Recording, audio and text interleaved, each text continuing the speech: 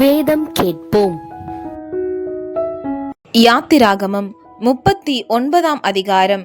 கர்த்தர் மோசேக்கு கற்பித்தபடியே அவர்கள் இளநீல நூலாலும் இரத்தாம்பர நூலாலும் சிவப்பு நூலாலும் பரிசுத்த ஸ்தலத்தில் ஆராதனை செய்கிறதற்கு வேண்டிய வஸ்திரங்களையும் ஆரோனுக்கு பரிசுத்த வஸ்திரங்களையும் செய்தார்கள். ஏபோத்தை பொன்னினாலும் இளநீல நூலாலும் இரத்தாம்பர நூலாலும் சிவப்பு நூலாலும் திரித்த மெல்லிய பஞ்சு நூலாலும் செய்தான். அந்த பொன்னை இளநீல நூலோடும் இரத்தாம்பர நூலோடும் சிவப்பு நூலோடும் மெல்லிய பஞ்சு நூலோடும் சேர்த்து விசித்திர வேலையாய் நெய்யும்படிக்கு மெல்லிய தகடுகளாய் அடித்து அவைகளை சரிகைகளாக பண்ணினார்கள். 2 தோள்களின் மேலுள்ள அதன் 2 முனைகளையும் சேர்த்தார்கள். அது ஒன்றாய் இணைக்கப்பட்டிருந்தது. அந்த ஏபோத்தின் மேலிருக்கும் விசித்திரமான கச்சை அந்த வேலைக்கு ஒப்பாகவே பொன்னினாலும் இளநீல நூலாலும் இரத்தாம்பர நூலாலும் சிவப்பு நூலாலும் திரித்த மெல்லிய பஞ்சு நூலாலும் கர்த்தர் மோசேக்கு கற்பித்தபடியே செய்யப்பட்டது. இஸ்ரவேல் புத்திரரின் நாமங்களை முத்திரை வெட்டு வேலையாக கோமேதக கற்களில் வெட்டி அவைகளை பொன் குவளைகளில் பதித்தார்கள். கர்த்தர் மோசேக்கு கற்பித்தபடியே அவைகள் இஸ்ரவேல் புத்திரரை குறித்து ஞாபக குறி கற்களாய் இருக்கும்படி ஏபோத்து தோள்களின் மேல் அவைகளை வைத்தான். மார்பதகத்தை ஏபோத்தின் வேலைக்கு ஒத்த விசித்திர வேலையாக பொன்னினாலும் இளநீல நூலாலும் இரத்தாம்பர நூலாலும் சிவப்பு நூலாலும் திரித்த மெல்லிய பஞ்சு நூலாலும் செய்தான். அந்த மார்பதகத்தை சதுரமும் இரட்டையுமாய் செய்து 1 ஜான் நீளமும் 1 ஜான் அகலமுமாக்கி அதிலே 4 பத்தி இரத்தின கற்களை பதித்தார்கள். 1ஆம் பத்தி பத்மராகமும் புஷ்பராகமும் மாணிக்கமும், 2ஆம் பத்தி மரகதமும் இந்திர நீலமும் வச்சிரமும், 3ஆம் பத்தி கெம்பும் வைடூரியமும் சுகந்தியும், 4ஆம் பத்தி படிகப்பச்சையும் கோமேதகமும் யஸ்பியுமானது. அவைகள் அந்தந்த இடங்களிலே பொன் குவளைகளில் பதிக்கப்பட்டிருந்தது. இந்த கற்கள் இஸ்ரவேல் புத்திரருடைய நாமங்களின் படியே 12 அவர்களுடைய நாமங்கள் உள்ளவைகளுமா இருந்தது. 12 கோத்திரங்களில் ஒவ்வொரு கோத்திரத்தின் நாமம் ஒவ்வொன்றில் முத்திரை வெட்டாய் வெட்டியிருந்தது. மார்பதக்கத்துக்கு அதன் பக்கங்களிலே பின்னல் வேலையான பசும் பொன் சங்கிலிகளையும் பண்ணி 2 பொன் குவளைகளையும் 2 பொன் வளையங்களையும் செய்து அந்த 2 வளையங்களை மார்பதக்கத்தின் 2 பக்கத்திலும் வைத்து பொன்னினால் செய்த பின்னல் வேலையான அந்த 2 சங்கிலிகளையும் மார்பதக்கத்தின் பக்கங்களில் இருக்கிற 2 வளையங்களிலும் மாட்டி பின்னல் வேலையான அவ்விரண்டு சங்கிலிகளின் 2 நுனிகளையும் ஏபோத்தின் தோள்புறத்து துண்டுகள் மேல் முன்புறத்தில் இருக்கிற 2 குவளைகளில் மாற்றினார்கள்.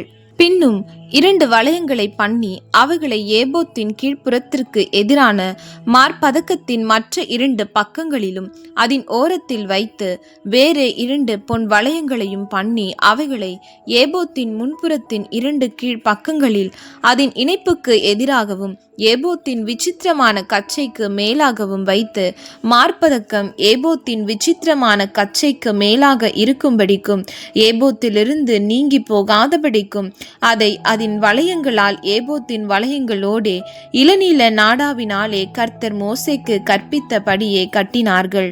ஏபோத்தின் கீழ் அங்கியை முழுவதும் இளநீல நூலால் நெய்தான். அங்கியின் நடுவில் மார்கவச துவாரத்துக்கு ஒப்பாக ஒரு துவாரமும் அது கிழியாதபடி அந்த துவாரத்தை சுற்றிலும் ஒரு நாடாவும் தைத்திருந்தது.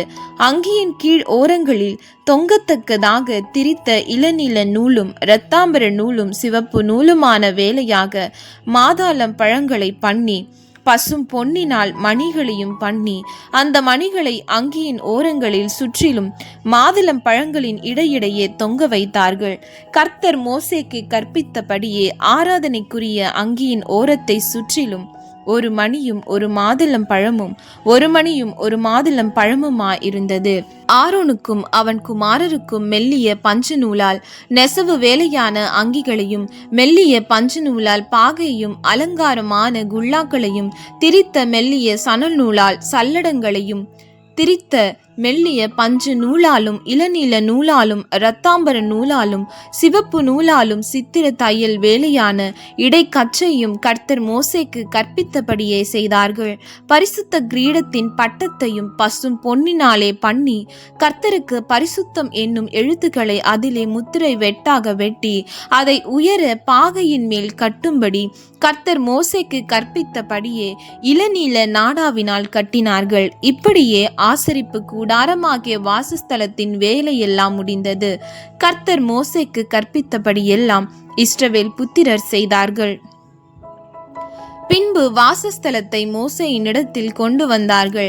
கூடாரத்தையும் அதற்குரிய எல்லா பனி முட்டுகளையும் அதன் துரடுகளையும் அதன் பலகைகளையும் அதன் தாழ்பால்களையும் அதன் தூண்களையும் அதன் பாதங்களையும் சிவப்பு தீர்ந்த ஆட்டுக்கடா தோல் மூடியையும் தகசு தோல் மூடியையும் மறைவின் திரைச்சீலையும் சாட்சி பெட்டியையும் அதன் தண்டுகளையும் கிருபாசனத்தையும் மேஜையும் அதன் எல்லா பனி முட்டுகளையும் சமூக தப்பங்களையும் சுத்தமான குத்து விளக்கையும் வரிசையாய் ஒழுங்குபடுத்தப்பட்ட அதன் அகல்களையும் அதன் எல்லா பனிமுட்டுகளையும் வெளிச்சத்திற்கு எண்ணெயும் பொற்பீடத்தையும் அபிஷேக தைலத்தையும் சுகந்த தூப வர்க்கத்தையும் வாசஸ்தலத்தின் வாசல் தொங்கு திரையையும் வெண்கல பலிப்பிடத்தையும் அதன் வெண்கல சல்லடையும் அதன் தண்டுகளையும் அதன் சகல பனிமுட்டுகளையும் தொட்டியையும் அதன் பாதத்தையும் பிரகாரத்தின் தொங்கு திரைகளையும் அதன் தூண்களையும் அதன் பாதங்களையும் பிரகாரத்து வாசல் மறைவையும் அதன் கயிறுகளையும் அதன் முளைகளையும்